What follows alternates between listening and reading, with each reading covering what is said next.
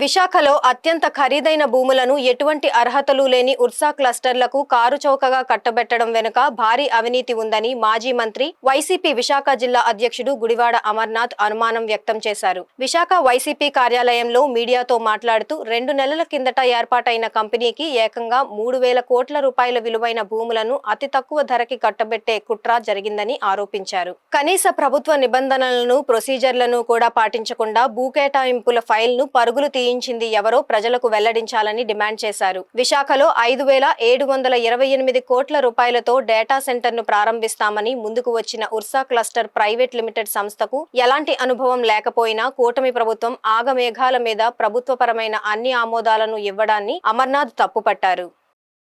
500 నుంచి 3,000 కోట్ల రూపాయలు విలువైనటువంటి భూమిని కట్టబెడుతూ రాష్ట్ర ప్రభుత్వం నిర్ణయం తీసుకున్నటువంటి విషయం మీ అందరికీ తెలుసు.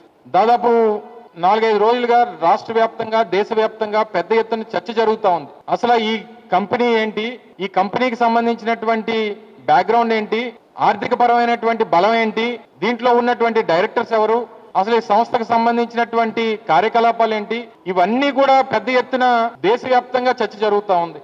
వాళ్ళు ఏదో 5,728 కోట్ల రూపాయలు పెట్టుబడి పెడతామని చెప్పి ముందుకొచ్చారు.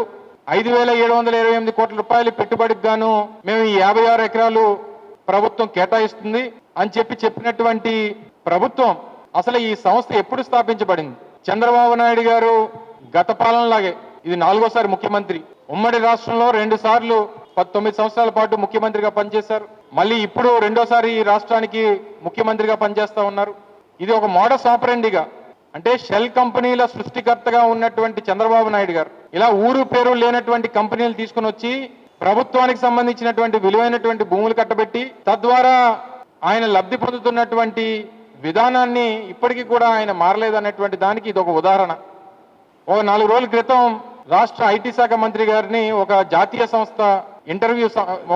మీడియా సంస్థ ఇంటర్వ్యూ చేస్తే ఆయన క్లియర్ గా బహిరంగంగా ప్రజలను ఉద్దేశిస్తూ ఆయన మాట్లాడింది ఏంటంటే, మేము ఇటువంటి భూ కేటాయింపులు ఈ డీల్స్ మాకు సర్వసాధారణం.